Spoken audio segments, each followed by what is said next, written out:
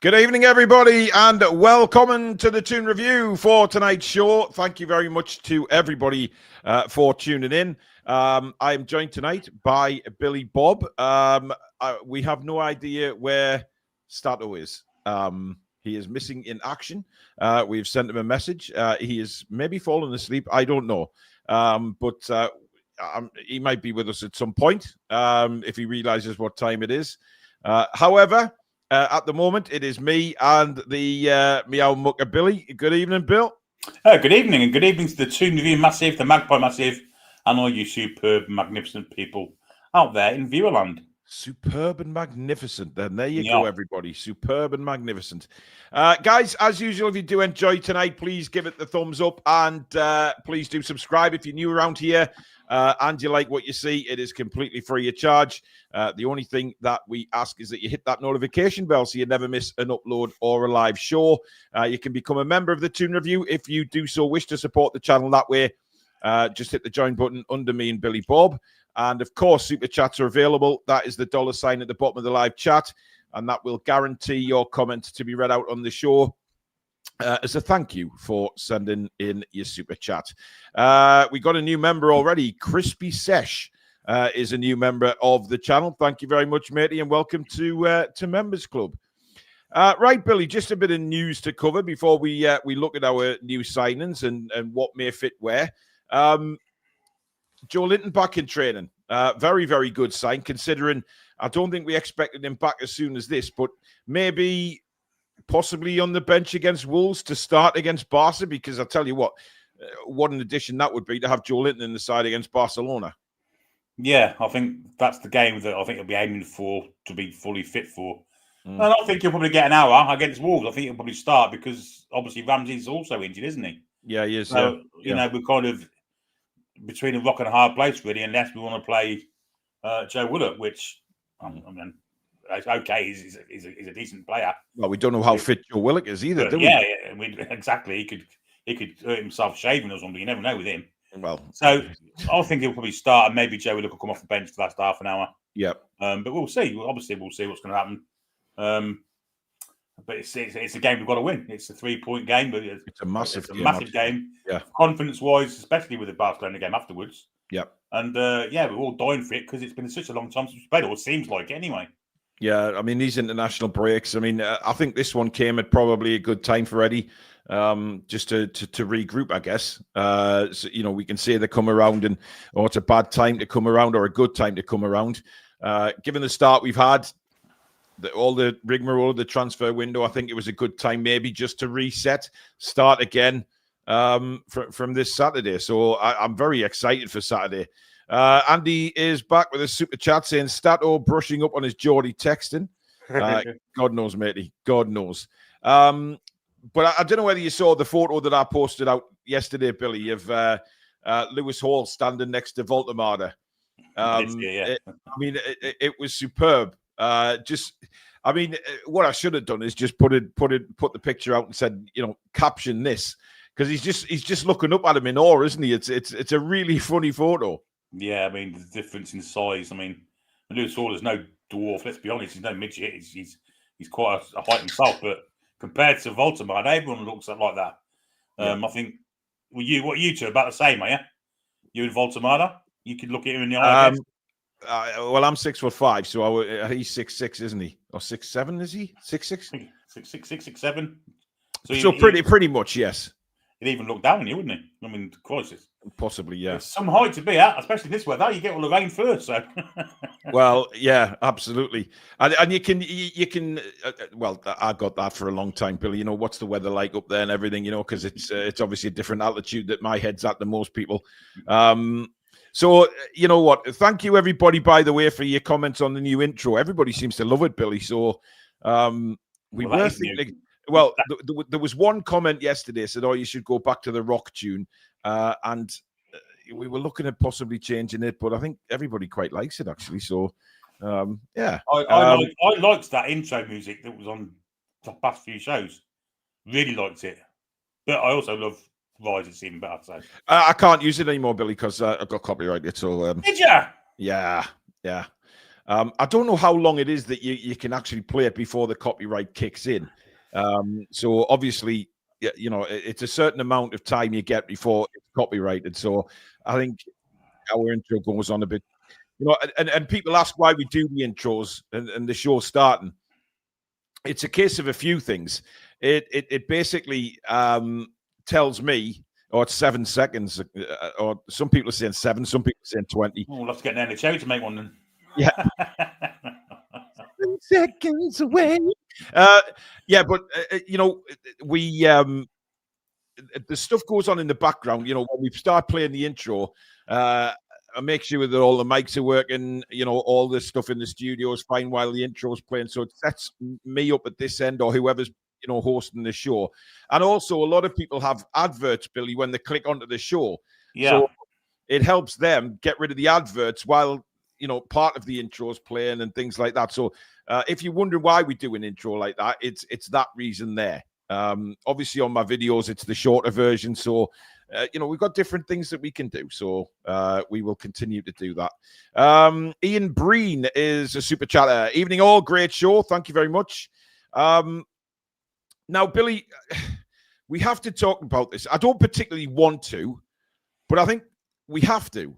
And that is the allegations that have come out today regarding former referee David Coote, who was, of course, caught on video doing drugs, etc. And he lost his job. It's now come out allegedly that he's, got involved with pedophilia, which, I mean, hard to say, isn't it? It is, because having kids myself, it makes me sick. But I mean, there's obviously, when you look back to when maybe the FA or whoever it was got rid of him, I don't know whether this was all kicking in the background as well. So you never know, do you? But it's awful to know that somebody of a standard of a Premier League referee is now caught up in all of this, and it makes me sick, to be quite honest, Billy. 100%. Yeah, I mean, the man's world is, and it's down to his own fault, of course, from where he was 18 months ago, a year ago. Yeah, refereed in a cup final at Wembley. Then he got caught with all this drugs and what have you, and then now he's been caught with dodgy child porn. Well, we have to. Although then again, he's been charged. He's been charged. He's been charged. He's been bailed. He's been charged with it. Well, okay, allegedly, he's not been found guilty yet, and I guess you're innocent until proven guilty. But there's no chance. The fact he's been charged. Well, the CPS wouldn't charge him on something like that willy nilly, would they? Unless they have sufficient evidence. He just seems a really mixed up bloke, doesn't he? And and if he's got them kind of tendencies, then he needs putting away. Let's be honest. Yeah, Joe's saying it was found during his arrest. Yeah, if he's got that on his computer, then there's no sympathy for him, and he needs locking up. No, absolutely. Send him to the wolves, as far as I'm concerned. If he's guilty, then. But anyway, right. Stato had, as far as I'm concerned, quite a lot prepared for tonight, guys, because he wanted to do. To look at these players, but as he's not here, we can still talk about them and what Eddie might do with them, and is there going to be a formation change? So do take part in the show, because obviously we want to know where you think these players will fit in, etc. Geordie Rick with a super chat. Mint show, lads. New intro is epic. Love this show. It really helps me. Thanks, mate. Hope you're well. We'll start off. We'll go back to front, Billy. And we'll start off with Ramsdale, because obviously we spoke about Aaron Ramsdale a lot when he signed, and what was the specific intention of his signing. And I've always mentioned all along the line that I think, Ramsdale himself, for the money we've paid for a loan fee, I don't think he's coming in just to sit on the bench for the full season. I can't see it. And I know we have a lot of games this season where he could probably, swap the goalies over quite a few times. But I think we mentioned a few days ago even that, when we're looking at the squad, Aaron Ramsdale for us is going to become the number one. It's just a case of when, not if. Well, that all depends on Nick Pope, I imagine. You know, as soon as he makes a howl or gets sent off or gets himself injured again, I don't think his shoulder's probably as good as it was before he injured it. Until then, I think Ramsdale's got to wait. But, you know, Ramsdale, I think, would offer us a little bit more. I think he offers us more with his feet, for starters. I think he offers us... I'm not sure he's as good as shot stopper, but I think he commands his box better. So, yeah, not necessarily would he be getting the same amount of shots at him. He's a good commander of his box. And I know this comes from someone who played at Southampton last year and they got relegated because the defence was awful. But that's because of the quality of the player. But apart from Taylor Harwood-Bellis, yeah, that defence is an accident waiting to happen, and not even Ramsdale could kind of stop that kind of thing traffic coming through. Yeah, I mean, what you could be, you know, the best goalkeeper in the world, but if you're playing in a poor side with a very weak defence, you know, your goalkeeping stats are not going to be great. I mean, you know, you could get pelted with 20 shots a game.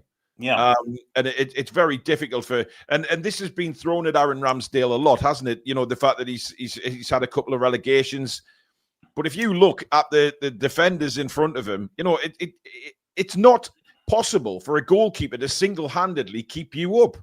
If you have got a poor defense, you struggle, Billy. And it's quite clear when you look at his career that all changed when he went to Arsenal, because obviously he had a quality of defence in front of him which is better than what he'd been used to at Sheffield United, at Bournemouth, and obviously last year at Southampton. So behind a half-decent defence, and he's got a half-decent defence here, but it's one that suits him because I think we're a bit slow in the middle of the defence. And I think he likes to come out, and I think he likes to sweep a keep. I don't think maybe he's as good at it at Pope. But when he gets to it, then he's kicking the ball to our players. And that's the crucial thing. It's not coming straight back. He will get his chance at some point. I never understood why they got rid of him for Arsenal, got rid of him for Ray, if I'm perfectly honest. I think Ray is one of the, you know, I might be laughed at for this, but this is just my opinion. I think he's one of the worst goalkeepers for playing out from the back. I mean, you talk about us having heart in mouth when Nick Pope gets the ball, but this guy is different kettle of fish altogether. And I think, you know, to be fair, a lot of Arsenal fans were annoyed that he was taken out of the side because they had the same worries about Rhea that we're actually seeing. Rhea is a fantastic shot stopper. There's no doubt about that. Yeah. But when you see him playing out, he holds onto the ball too long. His distribution tends to be quite poor. Short range, long range might be decent, but I don't understand it. One thing, though, Billy, that did crop up, of course, when Aaron Ramsdale signed was that interview that he gave, saying that he struggles to hold his concentration for the full 90 minutes. He tends to switch off. I mean, what did you make of those comments? I mean, is that a concern for you, or do you think that's just normal for a goalkeeper? Sometimes when you 10 minutes, 15 minutes, you haven't had a touch of the ball, you're not involved in the game. I mean, surely that can happen. And I think it's brave of him to actually admit that. Well, the great keepers of certainly of England's past, the likes of your Shiltons, your Clemences, your Seamans, both wouldn't get there. At times in their career, when Shilton was at Forest, when Clements was at Liverpool, and when Seaman was at Arsenal, would have had hardly shot to save in a game. But when they had a shot to save, they made it. That's when the concentration thing becomes an issue. Now, I've read somewhere, and I think I'm right in saying this, that has Aaron Ramsdale got ADHD or something of that nature? I'm not sure. I've read it somewhere. I might be right, I might be wrong, but I'm pretty sure I've read it somewhere. But that would explain it, wouldn't it? That would explain a lot of things. So he's having to kind of deal with that. And I'm pretty sure I'm right in what I'm saying. Having to deal with that with certain programs that they're kind of taught to do. And obviously sometimes it doesn't happen. Do you think... I've never noticed it, to be honest. No, I mean, obviously we haven't seen Ramsdale every game and things like that. I mean, you know, he's a brilliant shot stopper, I think, as well, Billy. I mean, some of the saves he made for Arsenal that I've looked back over have been absolutely fantastic. And I do genuinely think if he has a concern about that... Ash says there is no official confirmation that he has ADHD, although the player himself stated in a viral clip that he struggles to focus. He kind of hinted, didn't he, that he had it? Yeah. Look, I mean, if he has and he doesn't want to come out and say that, then you can understand it. He wants to keep that private. It's his own it's his own kind of battle. However, one thing he might have done, Billy, is maybe spoken to Eddie Howe, spoken to the coaching staff about, how he can improve that aspect. If that is affecting him, and there's no better coach on the planet for me and coaching staff to help him with this than who we've got at Newcastle. And I do think that if he does come in as number one eventually, Billy, he will stay there for, it gives us options for a few years. If we can get Ramsdale to his very best, yep. Who's to say he can't be our goalkeeper for 5-6 years to come? Well, I think the fact that Eddie knows him is a big plus in it all. I think Eddie would know how to deal with Aaron Ramsdale properly as a person, not just as a footballer, but as a person as well. I think it's a match made in heaven. If we can get some kind of decent form out of Ramsdale, because let's be honest, at one point, Aaron Ramsdale was pushing Jordan Pickford for the England job. He was, yeah. And if we can get him to that level again, maybe he can go past him again. And it just seems like he's cemented in that spot, doesn't it, Pickford? But I think Ramsdale, all round, is probably a better keeper than Pickford. Although Pickford has the shirt at the moment and doesn't seem to mess up for England very often. Yeah. So, yeah, he's a good goalkeeper. And if we can get him to his top of his ability and top of his form, then he'll save us points each season. And that's what it's all about, really. And, of course, with the option to buy, Billy, he's not going to cost what other keepers have been priced at even this summer, for instance. He's going to be a decent price. And Newcastle may have already said that, behind the scenes with Southampton. You just don't know what's been said in the loan agreement. Yeah. That it's not an obligation, obviously, to buy. It's an option. But I'm sure they've said, if we do decide to buy him, then, what is they'll have asked Southampton what the fee is likely to be, or where Newcastle stand on a fee. And I'm sure that, conversations like that have taken place and will be ready to go next summer should it be needed. But I think if he does come in as number one at some point, then I can't see any reason, unless he has a horror show, that he doesn't sign on a permanent basis. Simple as. Anyway, goalkeepers are liable to have horror shows, but well, yeah, it's how often that happens, isn't it? And they all make mistakes. Every single one of them. There ain't been a goalkeeper alive or dead that's not played a career without making mistakes, but it's the amount of time you do it. But also, Billy, you have to have confidence in who's in front of you as a goalkeeper as well. You have to have that understanding. And whoever's going to be in front of him, whether it be, Botman, Cher, Byrne, Chow, it doesn't matter. You've got to have that understanding. And I think given the centre-backs that we now have, that puts a goalkeeper's mind at rest straight away, and vice versa. So we'll see what develops with Ramsdale, but I'm sure it's going to be a fantastic. Let's be honest. Signing. James Trafford could be back on the radar again. Well, I've seen a few people mention that in the comments. I mean, Man City, that would be crazy for me, wouldn't it? I mean, it would be absolutely crazy. They've signed him, then they've gone for Donnarumma. And already, the reports are saying that Donnarumma is going to start on Sunday for Manchester City. Of course he is. You're not going to leave him out, are you? Because you're paying. He's probably on a good whack of wages, and you're not going to leave him out the side. Given the best goalkeeper in the world. He didn't look at St James's, Billy. No, he didn't. To be honest, let's be honest. I mean, he won the European Championships. He's got a wealth of experience, absolutely, and I think not his own, but he was a big factor in it. Yeah. But Man City, strange side, very. Yeah, strange. I think Trafford will, because they've kept Ortega, so they've got two keepers. I think maybe Trafford could be surplus to requirements again come the end of the season. Yeah. I mean, crazy, isn't it? He did have a dodgy start, didn't he? But he played well at Brighton. Made some really good saves at Brighton, actually. But we'll see. But Ramsdale, for me, once he comes in, he'll get the support of the fans, and I think he'd be a fantastic addition to the side. And I can see us signing him next summer. Rachel, who's been a member for 38 months, part of the channel. Well, she's an old chair leg of the channel, if you're talking about furniture. Of course, head mod as well. Heading towards 43k. If you like what you see and haven't already, please subscribe. Indeed, Rachel, thank you. Will's been a member for 26 months. Hello, Billy and Paul. Hope you're well. Here's to another 26. Keep up the good work. Thank you very much. And Hell's Hussar is a new member of the channel, so welcome you. Right, let's move on to another new signing, Billy, which is, of course, Malik Chow. And it's fair to say that the bits you've seen of him in a black and white shirt, Billy, you haven't exactly hit the roof with excitement.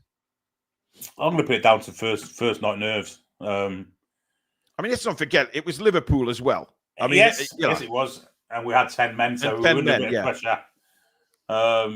He made a couple of errors, but he did one or two things quite nicely. Yeah. But when push came to shove, he totally outpicked it when the final goal looked game in. So, yeah, I think it might take him a while to get in the side, if I'm perfectly honest. I do, honestly. I do believe it'll take him a while to get in the side. Well, listen, for me, that's all down to Fabian Schär, mate. You know, if Fabian Schär... Nathan says Malik Chow is another boom song. How can you make that judgment? Come on, Nathan. He did do one John Allen boom song thing, but he also did a Jonathan Woodgate thing. So you know you can't really say he's a boom song or Woodgate. Look who it is. I mean, Billy, come on. I mean, this is terrible. I mean, what kind of where have you been? Had some issues, guys. Apologies. Better late than never. Thanks for letting me know. I mean, you know, you complain. It was so much so that I couldn't let you know, unfortunately. But the technology has been sorted. I am here. Well, it looks a lot. You look a lot clearer tonight, Alex, than you did the other night. It was a bit hazy the other night, so you know. Yeah, I've put a light up as well. So that's, well, there you go. Cludes is a new member of the channel. I think that's a renewal, but I'm sure Cludes has been a member before. But welcome anyway. Anyway, Alex, we've just briefly touched on Ramsdale. Ramsdale was the first player we've spoken about tonight. And interesting. Yeah, we've just sort of talked about how we expect him to be coming as number one at some point. I expect him to sign for us in the summer. I think he's just a great goalkeeper, I think. And we shouldn't really look at his relegations because you have to look at the players that were in front of him as well. You could be best keeper in the world and have a defence like he had at Southampton. He's got no chance. Yeah, obviously we talked about the contract situation with Nick Pope the other night, and he did come out literally the day after we had that conversation and state that I think he wouldn't mind retiring, or that was implied at Newcastle United. So it was quite interesting. But Ramsdale, yeah, it's certainly it's not somebody we're going to be overly focusing on tonight, but it definitely deserves a little excerpt as he's definitely more comfortable with the ball than Nick Pope is. I think most of the Premier League players and the Championship players are more comfortable than Nick Pope. Yeah, not great with his feet, whether it's under pressure, short passes, long passes, balls over the top. He's not got it. He's not got it at the level we're aiming for. He hasn't got it. Obviously, he's been in goal. Let's not forget, he has been in goal for several seasons where we've won a cup and qualified for the Champions League twice. So we have got to factor that in. He is a fantastic keeper and he's really good at a lot of things. But progressing, Aaron Ramsdale is competition and is better at kicking. Not the best. Let's not forget he was replaced for that. It was maybe error prone on occasion. And Raya was obviously brought in for slightly better kicking metrics. Raya's made more kicking errors than Ramsdale, though, it turns out. So yeah, true. So Ramsdale is certainly somebody that I would expect to come in at some point. And I think we've all said this, that as soon as Nick Pope has a couple of stinkers, Ramsdale could end up being the number one, and Nick Pope maybe being rotated in. So we'll have to wait. It mightn't be injury stats, we're still not sure about that shoulder. So. Yeah, I mean, I know you aren't, Billy. I think everybody's fine, but every time he moves, you go, "Ooh, shoulder caused that." Alex, that'll be the Alex, shoulder. Every time he goes to kick the ball, I go, "Ooh," it's frightening. Anyway, we started to touch on Malik Chow because we were going from sort of back to front, if you like, on the players. Sounds like you. Oh, listen, the man who turns up half an hour late for the show. That wasn't Ryman's man. We got a comment from Nathan in the chat. Alex said he's like another Jean-Alain Boum song. Now I questioned Nathan's comment and said, how on earth can you make that judgment when he sort of hardly kicked the ball? Billy sort of had not a great feedback on him from the Liverpool game, but he did a little bit of a John Allen Boomsong, but as I say, he also did a bit of a Jonathan Woodgate Colaccini type thing. So yeah, you can't really say he's a Boomsong. Absolutely not. no, I think first night nerves definitely come into it. I mean, how many players do we get coming into this country now saying that the Premier League is so much faster than they even expected? Despite watching on TV, it's still so much quicker. I think Shesko's come out and said that recently. There's been a few others come out and said it. Well, yes, but you get what I'm saying. It's a lot quicker than even when you're watching it on TV for these players to come and actually, experience it. It's so much quicker. So it is going to take time for players. Yeah. It certainly is. It's again, it depends on the player and it depends on how they're taking to training, adaptation. Obviously, they're fit within the team, and it's a lot of it's down to them as well. It's certainly possible to adapt quicker. There's been obviously Esteval's come out this week and said, I think maybe he's been conned a little bit. He's like, I've come to the UK and the weather's fine and it's sunny in the evenings. I'm like, yeah, you give it 3 weeks, Mr. Esteval, and it's not going to be like that for much longer. No. So, poor bloke. That's the thing. When you come from Brazil, make sure you sign them in the summer months, not in January, and then they'll be fine. They'll be like, "Oh, it's not so bad in England." And it's 7 now. It's getting dark, so I mean, the dark nights are creeping in again. But I mean, that'll be fine. Adaptation is not a problem for me. Chow for me, I think we looked at him in a transfer show, and I think the consensus was that he hasn't been great last season, but he's not a bad footballer. And let's face it, no, Eddie wants him for a reason. Certainly. I mean, if we want to do a nice roundup of Malik Chow, obviously we've done general looks at statistics and things. So I've done a bit more digging just to maybe tee up a few different stats and outlooks that maybe we haven't discussed, haven't been considered by maybe some of you viewers. So he hasn't made more than 20 full completed 90s since he was at Schalke when they won the second Bundesliga, or the Bundesliga 2.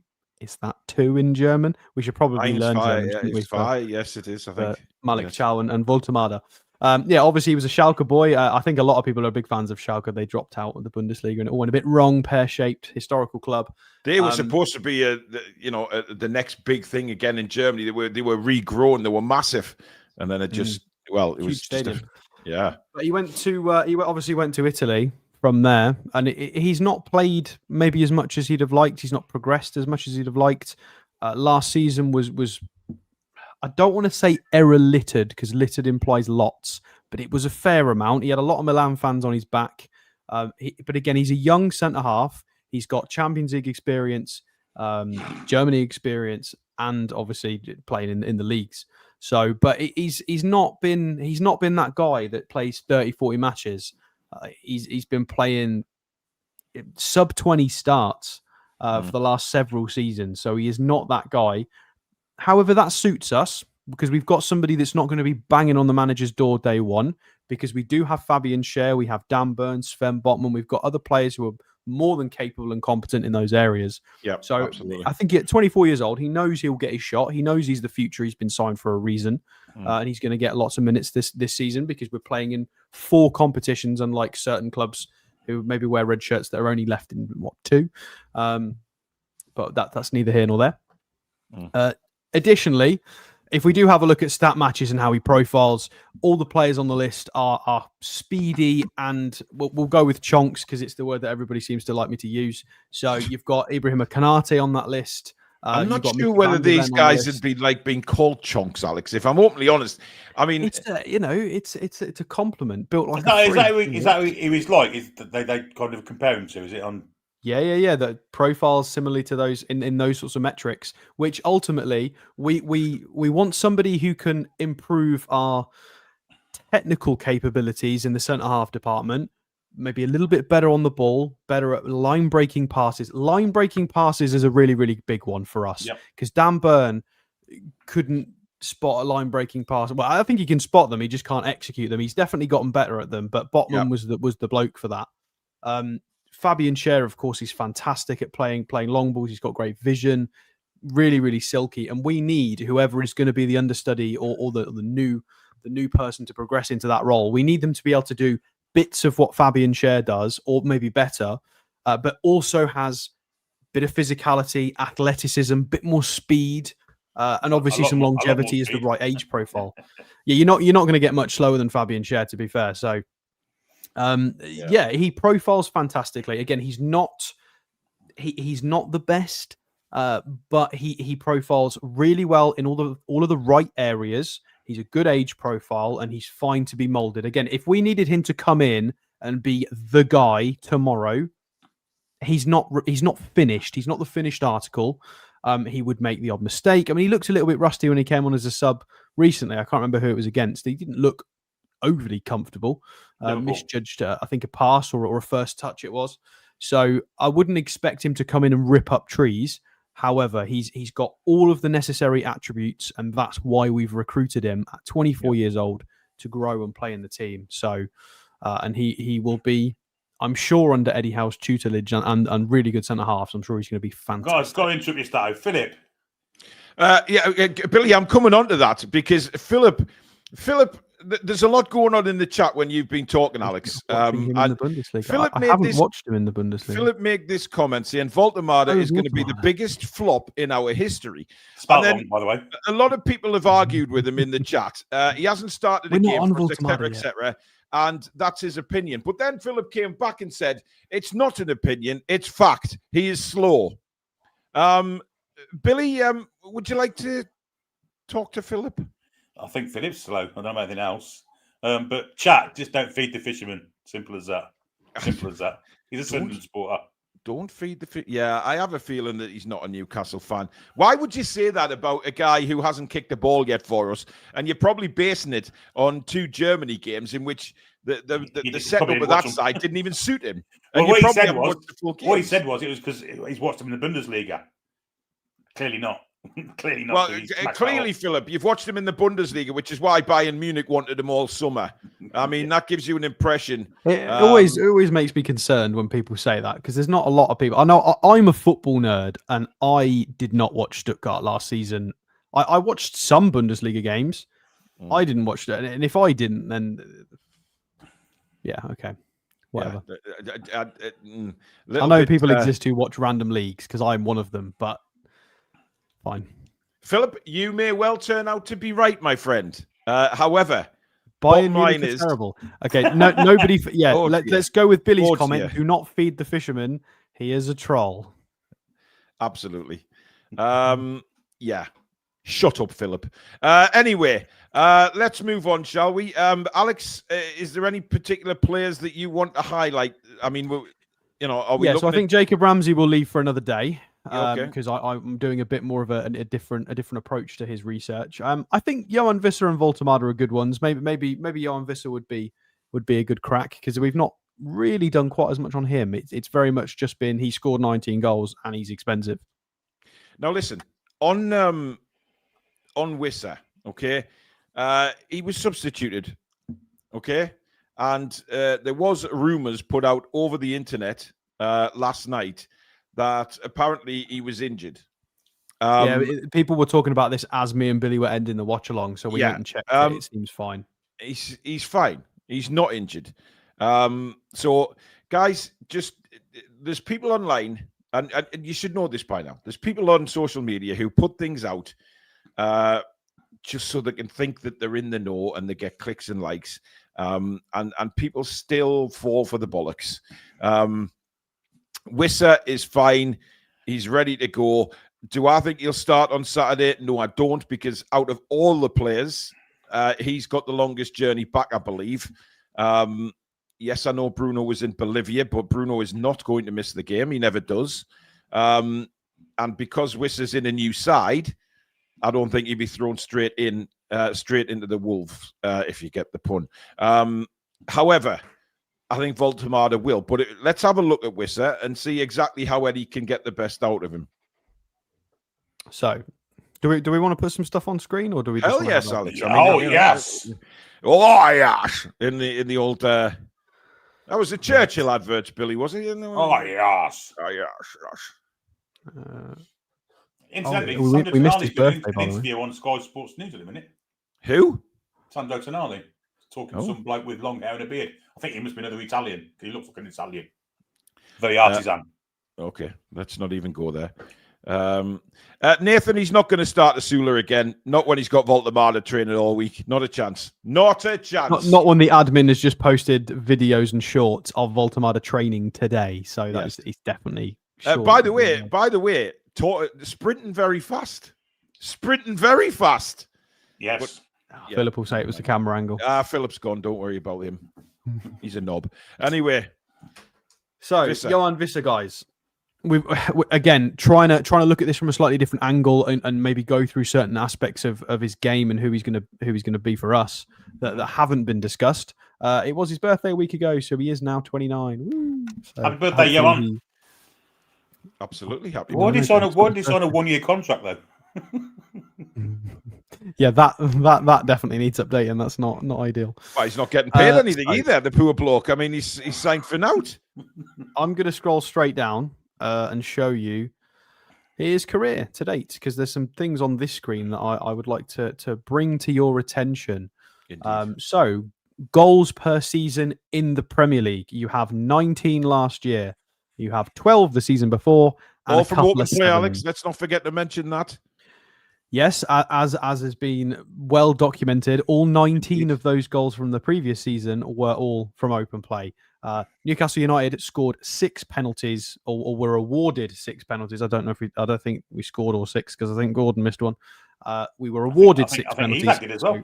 I think Isak missed. Yeah, so in theory, if he's going to be the penalty taker and play a lot, he will get supplemented with additional goals that are not factored into the 19 there. In terms of the actual numbers, yeah, it does drop off with 12-7-7. However, you've got to look at the minutes and appearances. It does taper drastically down. 12 appearances, the 12 starts in his first season at only just shy of 1,300 minutes. 16 starts in the following season. So these, with context, are absolutely fine. Yeah. If we scroll across, we can see where are we looking for goals per 90. So we're looking at the point 49, 39, 43, and 59. So that is how many goals are you expecting per 90 minutes from Yoane Wissa? I've gone and crunched some numbers on this, and over the last 4 seasons, yes. Well, you're looking at 0.475 across the 4 seasons. But if we go and move that to just the 2 most recent ones, as they're going to be probably, as he's at his peak, he's playing better, he's involved more, he's playing more. It's a better sample size. So the average for these 2 seasons is 0.51, which is about a goal every 2 games, which is fantastic for a striker.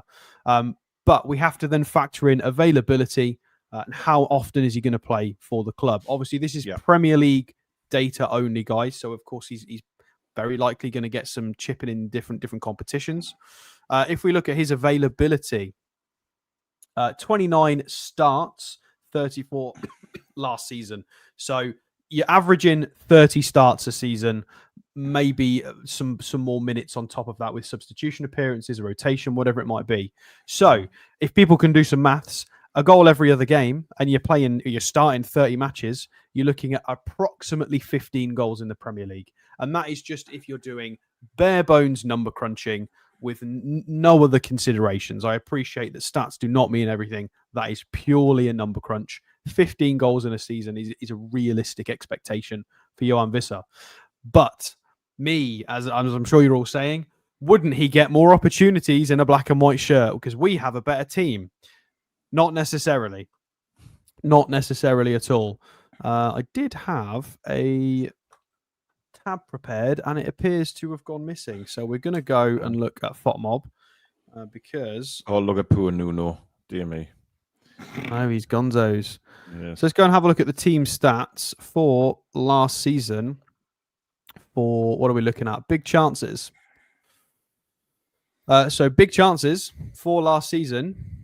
Brentford actually created more big chances than we did. So everybody who's just kind of ignorantly spouting off that we're a considerably better team than Brentford and he's just by default going to get way more chances. Well, not necessarily. Brentford did create 109 big chances to our 107. They were a fantastic attacking threat last year, obviously with Brian and Bomo as well. We did get a couple more goals out of our creation than compared to Brentford. So certainly some difference. However, the fact that he's potentially going to be in a slightly better team, and this is no data, this is just based on us maybe supporting the lads a little bit more. I do feel like our team, with the pace, with the balance, with the powerful midfield, the good fullbacks, I feel like we've got a bit more to give to Yoane Wissa, especially with Woltemade helping as well. There is not going to be as much onus on him to do everything.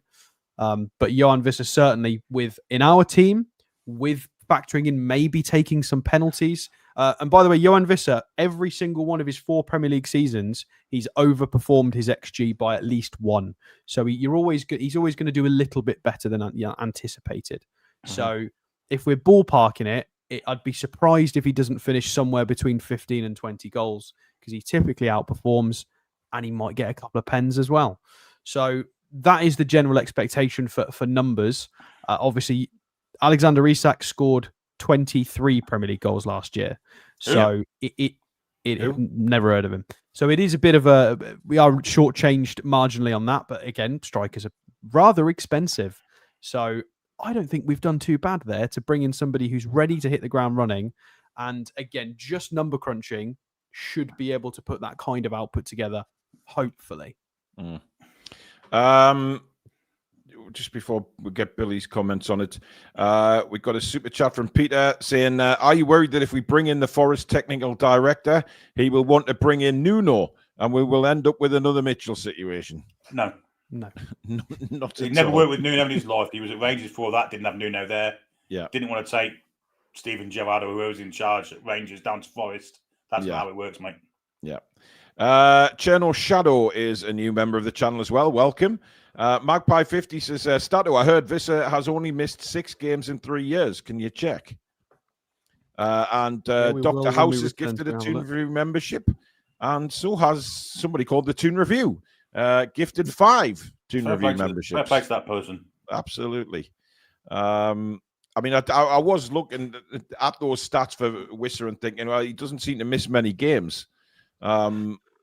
Well, again, there are additional considerations to that, and that is, well, here's his injury record for people who want to know. So he missed some for Brentford years ago when he first joined, through an ankle injury, and then I don't know if it was the same ankle, but he's hurt it like 4 years later. He missed 36 days, missed 6 matches. That was a very packed 36 days, clearly. So there's nothing wrong with that. However, this season, guys, obviously he's got AFCON to consider. We've got international breaks. Could get injured off of that, and he's got AFCON. So Woltemade is going to have to be the guy while he's away. So we absolutely cannot have Woltemade injured at Christmas time. He needs to, whatever they do in Germany for Christmas, put him in cotton wool, because if he's fit, Alex, there'll be no reason to be afraid at Christmas, will there? So we let Enlighten banish shade as well, don't we? So it's all absolutely, good. Billy, absolutely. It's getting corny. Let's move on to Woltemade, shall we? Right. This is the player I think everybody wants to have a look at. Of course, it's Nick Woltemade. Let's see what this guy is going to bring. You say that, Paul. I firmly believe that Yoane Wissa is the guy who's come in to replace the guaranteed output, because he's ready now. Listen, I think Vissa's the guy. Yeah, I think he's going to play a different way once he gets the two of them fit and ready to go. I generally think he plays both. Certainly. Apparently, he's on 132,000 a week. I don't know where they've got that from, and he's got a very short contract as well. I think that was what was reported, Alex. That I don't think he signed a 1-year contract. I think that's a load of. What the fuck, man? He signed it. I think it was a 4 or 5 year. Having a go at Newcastle, ain't they? Even fucking these people are. Yeah. Oh, his contract's ending. We'll go for him we'll try and get him on a free. Fuck off. I did hear the fact we've got this grand mentioned though. Well, Woltemade is certainly going to be.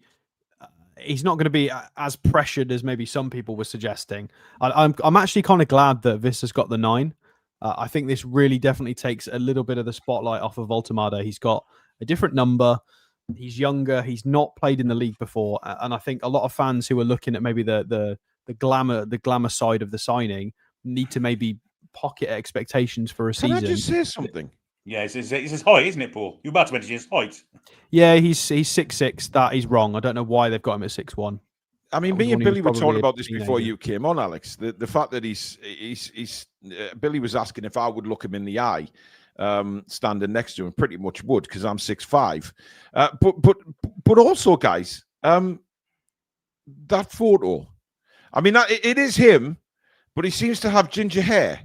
Yeah, this was because you've got to remember that he broke through very, very young. Obviously, he was part of the. Can't say it. They all say it very funny, don't they? Werder Bremen, however you're supposed to say that with a German accent. He broke through very young, so that'll be his teenage stats probably. Speaking of photographs, I've just took Woltemade down for a second. Whoever released the photos of our new CEO, when were they taken? Because when you actually see the bloke in real life, it looks a completely different person. And he seems to have aged by about 15 to 20 years. That's no disrespect to him at all, by the way. I am just pointing out, and I think many, many people did, that when he gave his first interview, people were matching up the photo that was released and thinking, hang on a minute, is this the same guy? I mean, surely you guys noticed that. I haven't seen it, to be fair, but maybe they put his Tinder profile picture up. Well, I tell you what, he was airbrushed and everything, Billy. I mean, it was from, God knows, years ago that picture was taken. It was unbelievable. And then you see him and think, Christ, where was his last job? Baghdad. I mean, honestly, just unbelievable. Anyway, let's go on with Nick. Yeah, so there's a lot of people talking about the output. He's not had loads of output yet. I mean, let's look at the positives for now, which is a really, really pretty graph. 1,700 minutes, and he profiles fantastically in what FBref display as the main statistics. So some of the main data points that we like to look at. Ball progression. Again, he's not remember, guys, he's not a 9. He's a 9. He's a what is he? Hang on, let's get this right. He's a 10 in a 9's body, I think is what he was described as. A 9.5. A 9.5. Yeah, there we go. Yeah. Successful take-ons is high. So ball progression, take-ons is fantastic. Good touch for a big man. Certainly not. This guy's got a fantastic touch for a big man. Some of the first time cut across goals he was doing for Germany the other night, you can see he's got that element of his game is certainly there. And there was a reason why the German fans in the summer were calling him a Volta Messi as a bit of a joke, but also a bit of seriousness about it, because he was a bit of a freak in that tournament, because at youth level, obviously he's a dribbly boy and he's also a chonk. So trying to stop both is kind of difficult, especially at the younger age groups.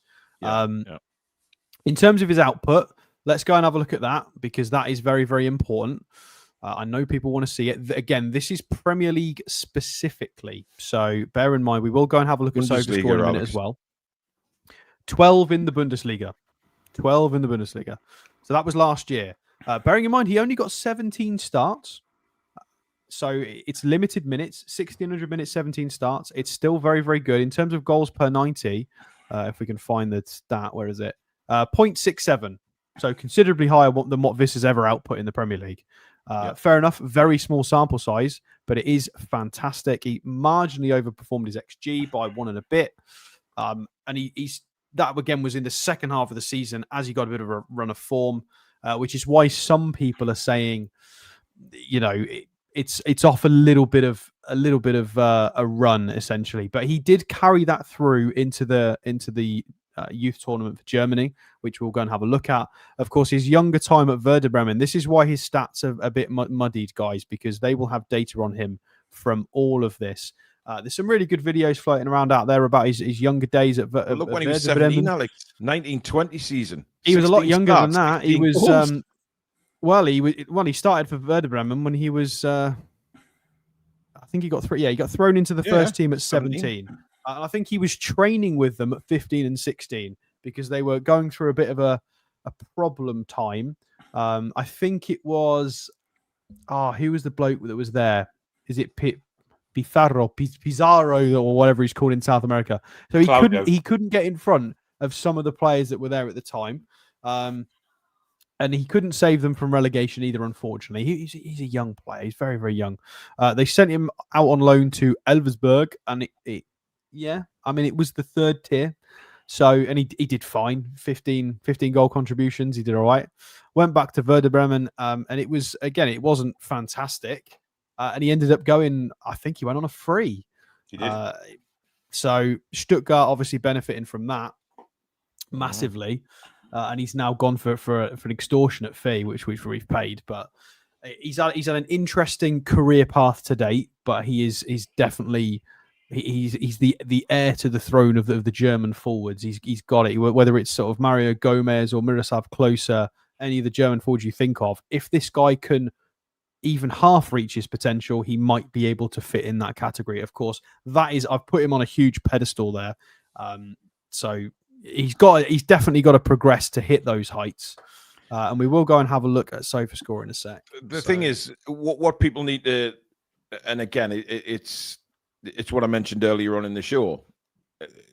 This guy, Billy, might need time. We can't just expect Woltemade to go in and be, just this incredible football. No matter how good he is, he's going to need time to, gel with his teammates. He's going to need time to get used to the Premier League. And, we've seen already Newcastle United fans on social media writing him off on 2 Germany appearances. So, you've got to be sensible about this.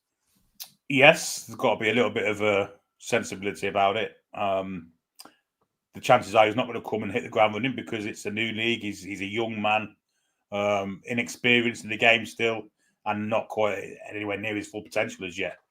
So we may have to be patient with him. However, he may not. He may just come in and be Roy the Rovers and start scoring.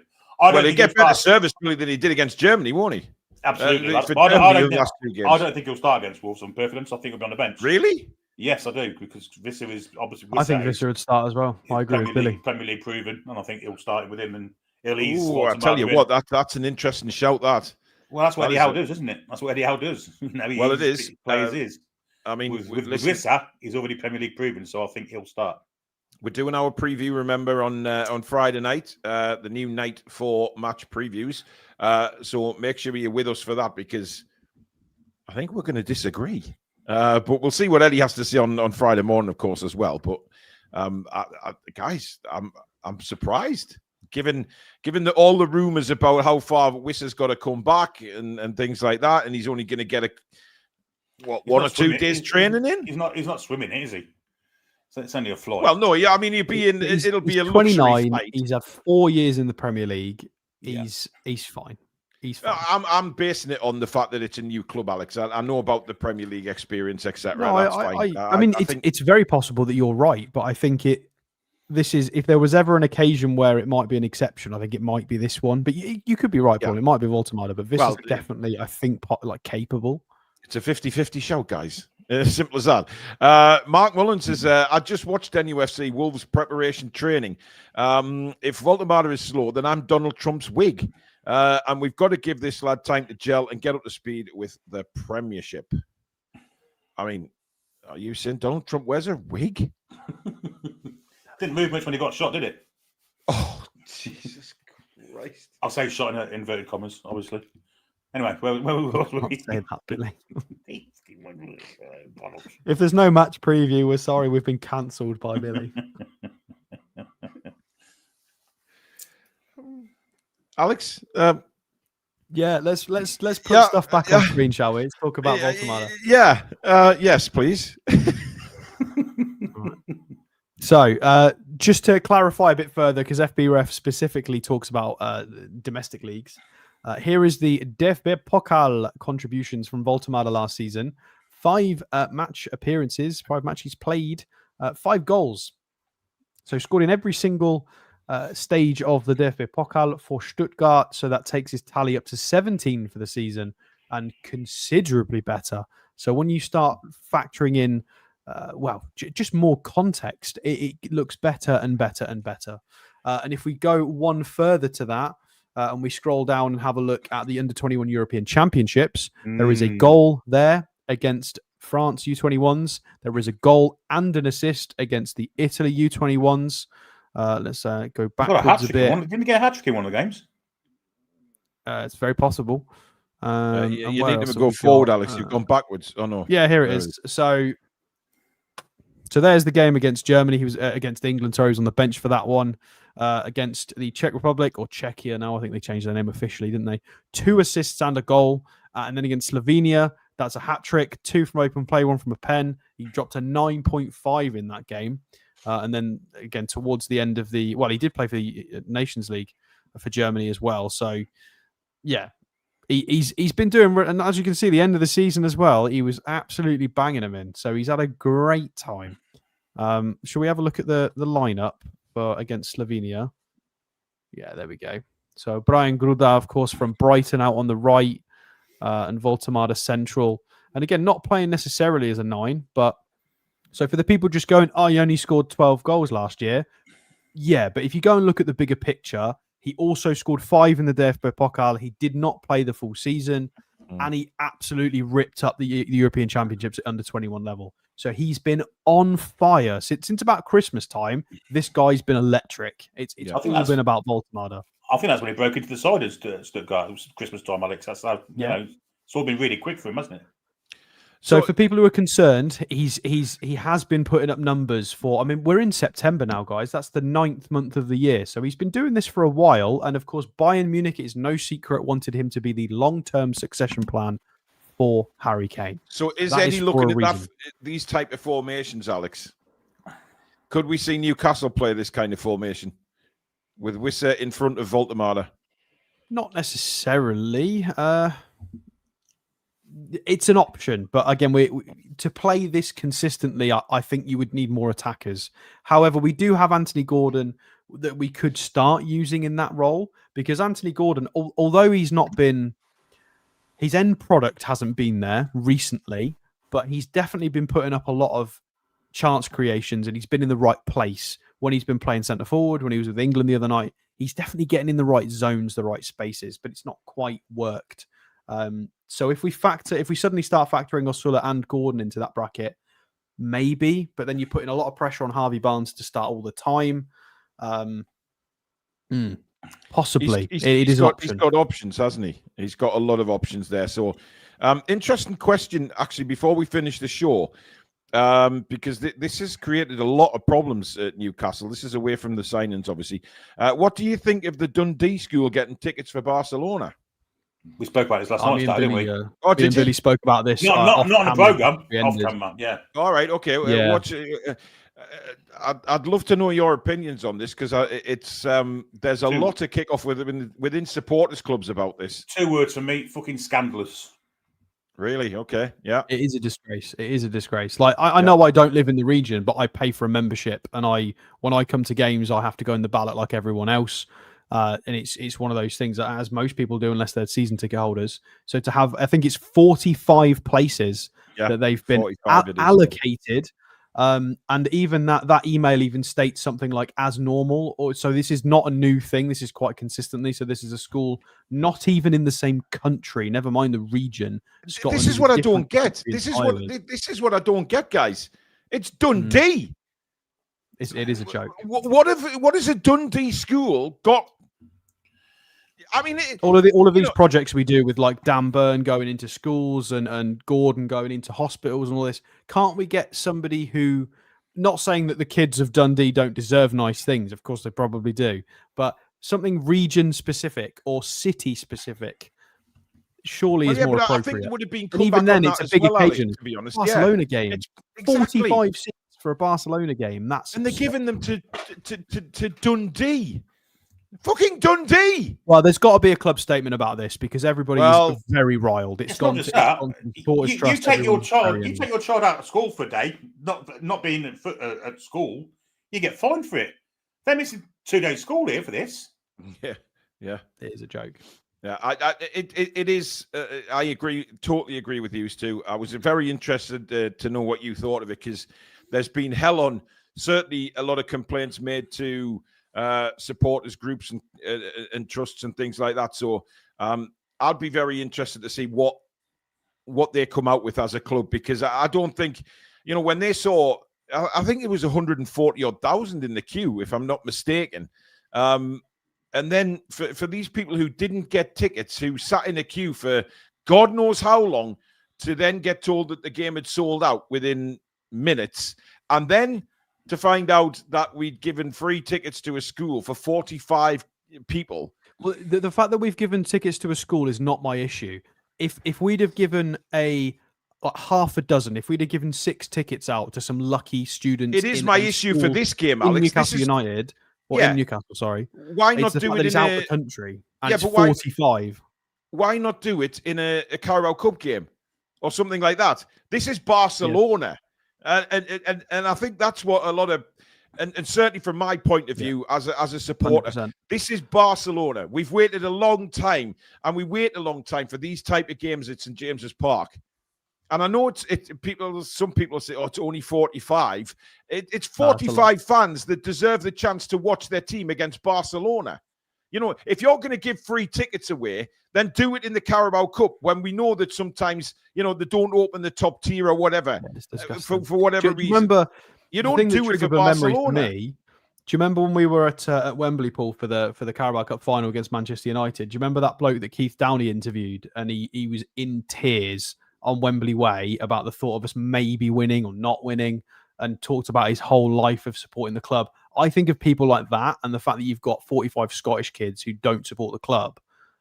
It is disgusting on the highest degree.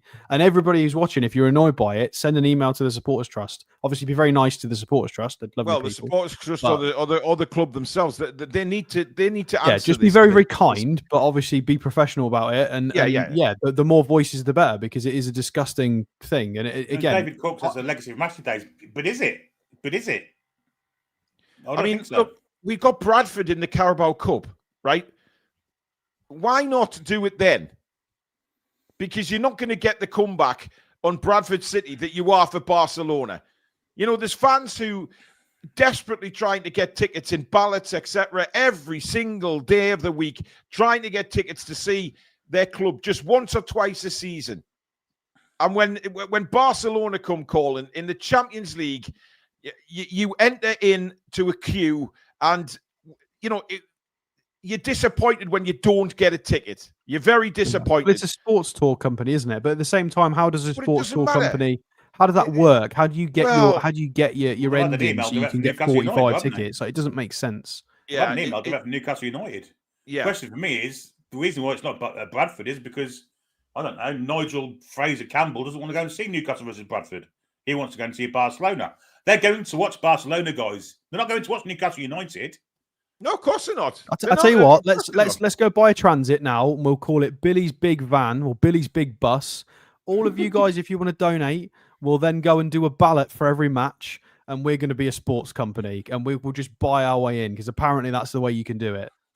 Because they need to address this. Probably shop in Barcelona shirts. That's how fucking mental it is. It's crazy. It is crazy. I mean, what do you make of Paulie's comments here? It's clearly not the club directly. It's tickets sourced by tour agencies or whatever it is. The ticketing system is at fault. They had an email direct from the club, though, didn't they? Yeah, the club have given them directly. It's nothing to do with that. The club have given them. So, I mean, the fact that it's not a local school, the fact that it's not a one-off either. It's not a one-off either. This happened before, apparently. Yeah. I mean, look.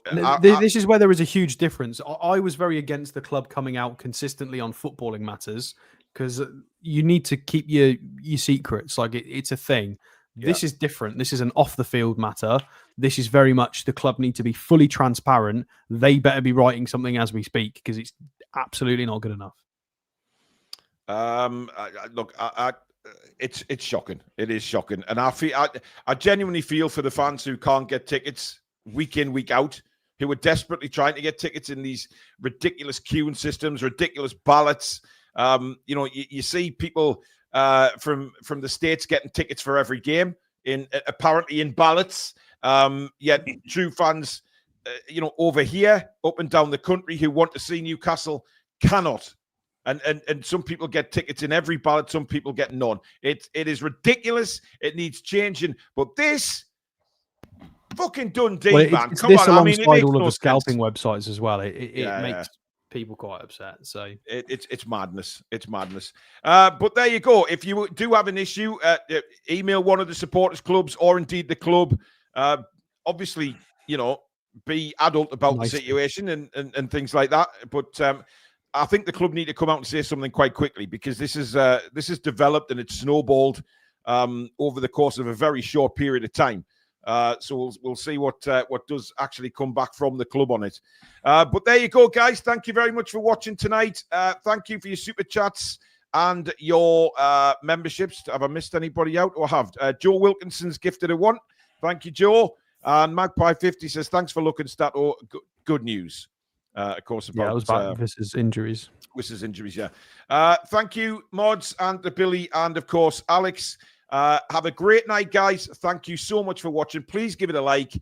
And of course, if you're new, please do subscribe, and we will see you very soon. In the meantime, enjoy the rest of your evening, folks. Good night. How are the lads and lasses?